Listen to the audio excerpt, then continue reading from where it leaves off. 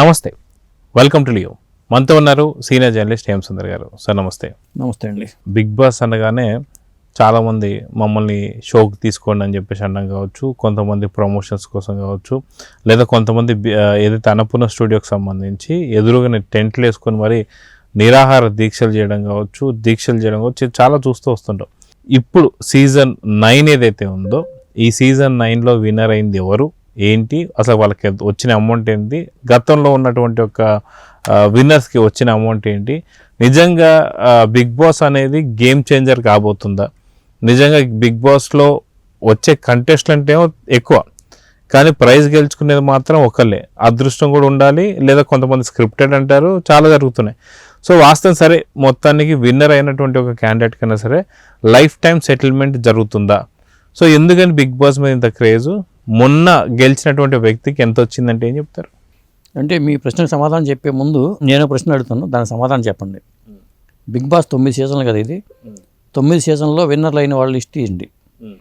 ఆ విన్నర్లు అయిన వాళ్ళలో లేదా రన్నర్ అయిన వాళ్ళలో ఎవరెవరు పైకి వచ్చారని లిస్ట్ తీయండి. గేమ్ చేంజర్ అవుతుందా లేదా అనే ప్రశ్నకు సమాధానం అక్కడ దొరికిపోతుంది. ఎందుకంటే అటు గేమ్ చేంజ్ అయిన వాళ్ళు ఎవరూ లేరు. పోనీ బిగ్ బాస్కి వచ్చిన డబ్బులతో మిద్దెలు మేడలు కట్టారా అంటే అదే లేదు. మరి ఎందుకు అంటే మన దగ్గర సమాధానం ఉండదు. అంటే వాస్తవానికి బిగ్ బాస్ గెలుచుకోవడం వెంటనే ఆ యొక్క 5 కోట్లు 6 కోట్లు వచ్చేస్తున్నాయి, అసలుకి భయంకరమైన ఇల్లు కట్టేసుకుంటారు, అది ఇది అని చెప్పేసి. వాస్తవానికి బిగ్ బాస్ గెలిస్తే అంటే విన్నర్ అయితే ఏంటి, ఎంత ప్రైజ్ అమౌంట్ వాళ్ళు ఇస్తారు, అసలు చేతికి వచ్చేది ఎంత అంటే ఏం చెప్తారు? ఇప్పుడు 50 లక్షలు ప్రైజ్ మనీ వచ్చేస్తుంది కళ్యాణ్కి అనుకున్నారు. తనూజికి 20 లక్షలు ఆఫర్ చేశారు. నువ్వు తీసుకెళ్ళిపోమ్మా అంటే ఆవిడ వినలా. నేను వెళ్ళను, నాకు అవసరం లేదు ప్రైజ్ మనీ, నేను విన్ అవుతానని ఆవిడ నమ్మకంతో ఉంది. పోనీ ఆ 20 లక్షలు లేకపోయినా ఆవిడకి బాగానే గిట్టుపడింది అనుకోవచ్చు. వారానికి ఇచ్చే 2.5 లక్షలతో అట్లా చూసుకున్నప్పుడు ఆవిడ బాగానే 15 వారాల పాటు ఉంది కాబట్టి ఆ విధంగా బాగానే వచ్చింది. కళ్యాణ్కి పడాల కన్నా ఒక విధంగా ఆవిడే ఎక్కువ బెనిఫిట్ పొందని చెప్తున్నారు అందరూ కూడా. అదైంది. పోనీ 50 లక్షల్లో డిమాండ్ 15 లక్షలు తీసుకుని వెళ్ళిపోయాడు బయటికి. అతనికి ఆ 15 లక్షలను వచ్చినాయి. ఇప్పుడు కళ్యాణ్ పడాలకి ఎంత వచ్చింది అనుకున్నప్పుడు 35 లక్షల రూపాయలు రావాలి. విక్టోరియస్ కారు ఇచ్చారు. ఆ కారు కూడా మళ్ళీ జిఎస్టీ గీసి కట్టాలట. మరి ఓచర్ ఏదో 5 lakhs ఓచర్ అంటున్నారు. అలా చూసుకున్నప్పుడు 35 లక్షల్లో 46% జిఎస్టీని అవి తీసేస్తే చేతికి వచ్చిన 16 లక్షలట. అది నా లైఫ్ మారిపోయింది బిగ్ బాస్కి వెళ్ళటం వల్ల అనుకోవడానికి కూడా అవకాశం లేదు కదా. మారిపోయింది ఏమీ లేదు. ఇప్పుడు ఎక్కడ 50 లక్షలు, ఎక్కడ 16 లక్షలు. పైగా డబ్బు రాగానే చాలామంది వచ్చేస్తారు. రకరకాల ప్లాన్స్ ఉంటాయి.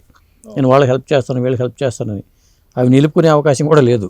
మరి ఈ ప్లానింగ్లో మరి రేపు పొద్దున భవిష్యత్ 10లో కానీ 11కి వచ్చేవాళ్ళు కానీ దీనికి ముందుగానే ఏదైనా పెట్టుకుని ట్యాక్స్ లేకుండా ఏదైనా మార్గాలు ఏమైనా ఉన్నాయో చూసుకోవాల్సిందే.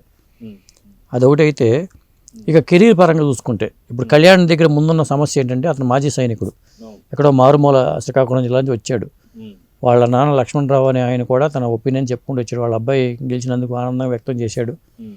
ఇప్పుడు మళ్ళీ మిలిటరీకి వెళ్ళిపోయి అక్కడ చేరాలా, సినిమా అవకాశం కోసం ప్రయత్నం చేసుకోవాలా, సీరియల్స్లో అవకాశం కోసం ప్రయత్నం చేసుకోవాలా, కెరీర్లో ఎలా ప్లాన్ చేయాలి, ఇప్పుడు క్రాస్ రోడ్స్ మీద ఆయన లైఫ్ మిగిలిపోయిందని చెప్పొచ్చు. అంటే క్లారిటీ ఉంటే అది వేరే విషయం. కానీ ఇలాంటి సక్సెస్ వచ్చినప్పుడు ఏమవుతుందంటే 10 విధాలు పోతుంది. కాబట్టి ఇది కూడా ప్రశ్నార్థకమని చెప్పాలి. అయితే గతంలో కూడా చూసుకుంటే మనకి ఇన్ని సీజన్స్లో ఒకే ఒక వ్యక్తి కొంత మెరుగ్గా కనిపిస్తుంది. అది కూడా బిగ్ బాస్ గురించి అయితే కాదని చెప్పి కూడా తెలుసు. అదేంటంటే రాహుల్ సిప్లిగంజ్. తనకి ఆస్కర్ అవార్డు రేంజ్లో అవార్డులు రావడం ఇవన్నీ చూస్తాం కానీ అది కూడా బిగ్ బాస్కి సంబంధించి అయితే ఎట్టి పరిస్థితులు కాదు. ఇప్పుడు బిగ్ బాస్ నమ్ముకొని చాలామంది యూట్యూబ్ ఇన్ఫ్లుయెన్సర్లు కావచ్చు, లేదంటే మనకి ఇన్స్టాగ్రామ్ సంబంధించిన ఇన్ఫ్లుయెన్సర్స్ కావచ్చు, చాలామంది ఉన్నారు. సో వాళ్ళందరూ కూడా ఎందుకని అంత పరితపించిపోతుంటారు బిగ్ బాస్కి రావాలని? నెక్స్ట్ సీజన్ 10 పైన నిజంగా ఆసక్తి ఉంచుకోవాలా వద్దంటే ఏం చెప్తారు? ఇప్పుడు రాహుల్ సిప్లిగంజ్ మీరు అన్నట్టుగా అతనికి అక్కడికి వెళ్ళకపోయినా, బిగ్ బాస్కి వెళ్ళకపోయినా ఆయనకి పేరుకి ఏం లోడలేదు. ఎందుకంటే అతనిలో ఆ టాలెంట్ ఉంది, సింగర్గా టాలెంట్ ఉంది, ఖచ్చితంగా దాంట్లో రాణిస్తాడు అతను. అట్లాగే రాణించాడు. కానీ అది బిగ్ బాస్ వల్ల వచ్చింది, అదనంగా వచ్చింది అయితే ఏమీ కాదు. బిగ్ బాస్ గెలిచాడు కాబట్టి ఈయనకి ఆస్కార్ ఇచ్చామని చెప్పుకోవడానికి ఏమైనా ఉందా? ఏమి ఆధారం లేదు కదా. బిగ్ బాస్లో ఉండటం వల్లే మేము పాడించే అవకాశం ఇచ్చామని రాజమౌళి గారు అని చెప్పారా? ఏమీ లేదు కదా. ఆయన ఒక సింగర్గా ఆయనతో పాడించారు కాబట్టి అక్కడ నిరూపించుకున్నాడు, అక్కడికి వెళ్ళింది, ఆయన వెళ్ళాడు.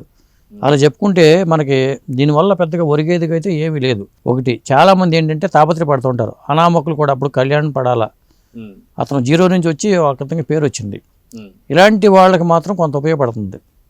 ఇప్పుడు ఎవరో తెలియదు, వచ్చాడు అతను సెలెక్ట్ చేశారు, అగ్ని పరీక్షలు లాంటివి దాటుకుంటూ వచ్చి ముందుకు వచ్చాడు కాబట్టి అతనికి అలాంటి వాళ్ళకి ఉపయోగపడుతుంది. కానీ సినిమాల్లో వేషాలు వేసుకుంటూ ఇప్పుడు శివాజీ లాంటి వాళ్ళు, లేకపోతే ఒకటే చెప్పాలంటే శివాజీకి సినిమాల్లో బిగ్ బాస్కి వెళ్ళకముందు కూడా మంచి పేరే ఉంది, ఎక్కువే చేసాడు. బిగ్ బాస్కి వెళ్ళిన తర్వాత ఇప్పుడు సక్సెస్లు వచ్చినాయి, మంగవతి పాత్ర వచ్చిందంటే కూడా నేను ఒప్పుకోను.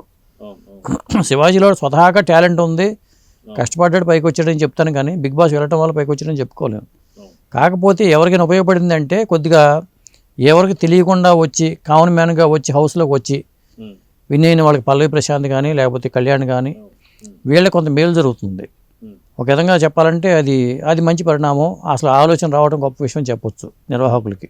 సో ఓవరాల్గా చూసుకుంటే మొత్తానికి బిగ్ బాస్ సీజన్ 10 మళ్ళీ నెక్స్ట్ ఇయర్ రెడీకి సిద్ధంగా ఉంది. మొత్తానికి ఈసారి బిగ్ బాస్ పైన అంచనాలు ఏమైనా ఉంటాయా, లేదా ఇలా విన్నర్ అయ్యే వాళ్ళకి ఇంతే అమౌంట్ వస్తుంది కాబట్టి నిరుత్సాహంలో ఏమైనా ఆగిపోతారంటే ఏం చెప్తారు? అంటే కొత్త వాళ్ళు తయారవుతున్నారండి, ఇన్ఫ్లుయెన్సర్స్ కొత్త వాళ్ళు వస్తున్నారు. ఇప్పుడు ఇక్కడ అయిపోయిన వాళ్ళందరికీ మళ్ళీ రారు కదా దాంట్లోకి ఎట్లాగో. కాబట్టి కొత్త వాళ్ళకి ఒక వేదికగా బిగ్ బాస్ అనేది ఉపయోగపడుతుంది. ఒక విధంగా చెప్పాలంటే కామన్ మ్యాన్స్ ఎక్కువ మంది పెట్టుకుని షోని రన్ చేసుకోవడం మంచిది. ఇంకా సెలబ్రిటీలు అంటారా, అవి తక్కువ మందితోనే దాంట్లో ఉంటే హౌస్లో మరీ బోర్ కొట్టకుండా ఉండే అవకాశం కూడా ఉంటుంది. ఏదేమైనా కానీ బిగ్ బాస్ ద్వారా మనం ఏదో సంపాదించవచ్చు, పేరు ప్రఖ్యాతులు వచ్చేస్తాయి, సినిమా అవకాశాలు వచ్చేస్తాయి, ఇలా అనుకోవడం మాత్రం తప్పులో కాలేసినట్టే.